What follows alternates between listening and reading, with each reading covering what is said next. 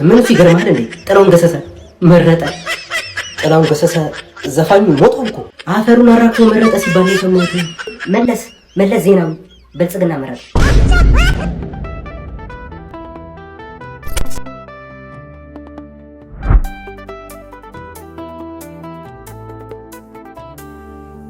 ነቅሎ ሊመርጥ የመጣ የለም። ኧረ ፋና ቴሌቪዥኖች ዛሬ ቀኔን ያሳምሩት። ማለቴና የምርጫ ዜና እግዚአብሔር ህመሟን ተቋቁማ ድምጽ የሰጠችው እናት ይላል። ከዛ ትንሽ ዝቅ ስትሉ ማለት ነው እየመረጠች ምጧ የመጣባት እናት ይላል። ልጇን አዝላ ድምጿን ልትሰጥ የመጣችው እናት እግዚአብሔርን በእርግጠኝነት ከሰዓት ማለት ነው ከነተርዚ ነው ድምጽ ሊሰጥ የመጣው ወጣት ይላል። ነቅሎ የመጣ የለም ነቅሎ ሊመርጥ የመጣ የለም። ማረም ተፈልጉ ነቅሎ የመጣ አታጡ። አረባና ትናንትና ምርጫ ማን ቢመርጥ ጥሩ ነው? ማን አንድ ሴት ልትወልድ ሆስፒታል ገብታ ማለት ነው ልጇ ከማጸኗ እንደወጣ በዳዴ ሄዶ መረጠ። በዳዴ ሄዶ ቲቪ ላይ ነው ዜና ሰርተውለት ያየሁት። ምን እሱ ይገርማል እንዴ? ጥላሁን ገሰሰ መረጠ። ጥላሁን ገሰሰ ዘፋኙ ሞቷል እኮ አፈሩን አራክቶ መረጠ ሲባል ነው የሰማሁት። ምን እሱ ብቻ ማዲንጎ አፈወርቅና ታምራት ደስታ መርጠዋል። ማንም ቢመርጡ ጥሩ ነው? ማንን? ካሙዙ ካሳ። ካሙዙ ፖለቲከኛ ሆነ እንዴ አሉ። እሱ ይገርማል እንዴ? ሙሽሮች ይህንን ምርጫማ አያመልጠንም ብለው ከሰርግ አዳራሻቸው ወጥተው መረጡ።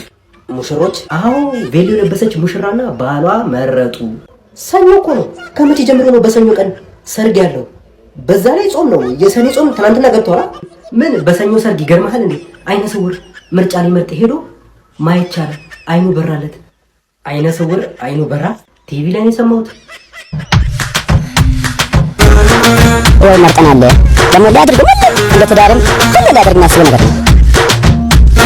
የኢትዮጵያ ፕሬዝዳንት አብይ አህመድ አሜሪካ ሄዶ የአሜሪካን ቢያስተዳድር ቱማች ከባይደን የበለጠ ማስተዳደር ይችላል ብዬ አምናለሁ። ዛሬ እንግዲህ እንደምታየኝ ከሀዘን ላይ ነው የተነሳሁት። ዛሬ ነው አባቴን የቀበርኩት። ግን በቃ ከሀገር የበለጠ ነገር የለም። አንድ ድምጽ ዋጋ አላት። ነገ ለልጆቼም ስለሚጠቅም ለእኔም ይጠቅመኛል፣ ለልጆቼም ለሀገሬም ብዬ ድምጽ ልሰጥ መጣ። ይኸው አልመረጥኩም ጋይስ፣ አልመረጥኩም። ሃይ መጥረጊያ ፓርቲ፣ መዶሻ ፓርቲ፣ ሻወር ፓርቲ እንዴ!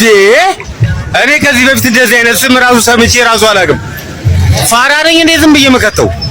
ምን እንደሆነ ማን እንደሆነ ማላውቀው ላይ እንደ ዜጋ አንድ በቃ ይሄ መብቴ ስለሆነ ወስጃለሁ። ግን አልመርጥም። ዝም ብዬ ልምረጥ እንዴ? ማን ማላውቀው መልኩን አላውቀው፣ ስራውን አላውቀው፣ ምን ይኑር አይኑር አላውቀው። እንዴት እንመርጣለሁ? በቃ ተውኩት። ምንም ቢሆን ያው እስከ 10ኛ ክፍል ተምሬያለሁ። እስከ 10 መማራር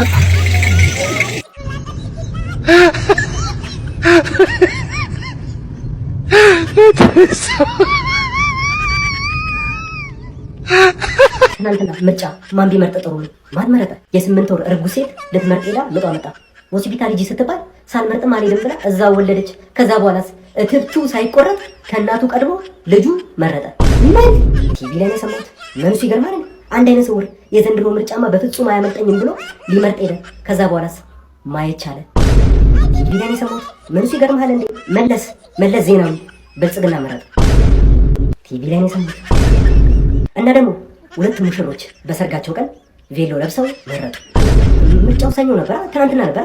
ከመቼ ጀምሮ ነው በሰኞ ቀን ሰርግ የኖረው? እኔ እንጃ። ቲቪ